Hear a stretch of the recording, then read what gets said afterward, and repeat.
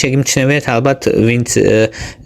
მაგალითად დიდხანს გიწევთ კომპიუტერთან მუშაობა ან ის კითხვა ან რაღაც ესე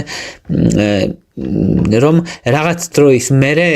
გეწყება ბუნდოვნად ხედვა და ეს ცოტახანი თუ დახუჭე თვალი და გაახილე მერე ისევ კარგად ხედავ რაღაც პერიოდში და მე ისევ ბუნდოვნად გეწყება ხედვა თვალების სიმშრალის გამო ეგ ხდება იმიტომ რომ ვინაიდან რქოვანა თვალის ნაწილია ეს გარეთ ლინზის ფუნქციას ასრულებს შრება აირეკლება სინათლე არასწორად რო აირეკლება ადამიანი ვერ ხედავს კარგად და როგორც კი დაახამხამებ თვალს რო ტენიანდება დროებით შემდეგ ისევ კარგად ხედავ და მე ისევ ეს გრძელდება ამიტომ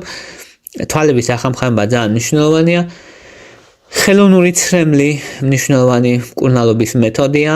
4-6 დღის განმავლობაში თბილი კომპრესები სასურველია ქუთუთებისთვის განსაკუთრებით იმისთვის რომ თუნდაც ეს გაიხსნას სადინარი ცხიმი რომ კარგად გამოვიდეს და მეტად დაატენიანოს თვალი ომეგა-3-ის მიღებაც ეხმარება ანთების შემცირებას ეხმარება და ასევე ამ ცხიმის პროდუქციას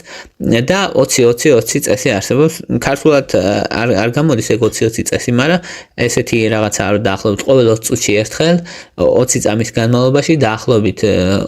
20 ფიტზე ეს ქართულად არის დაახლოებით 6 მეტრზე შეხედევ რაღაცას 20 წამის განმავლობაში ეს ეხმარება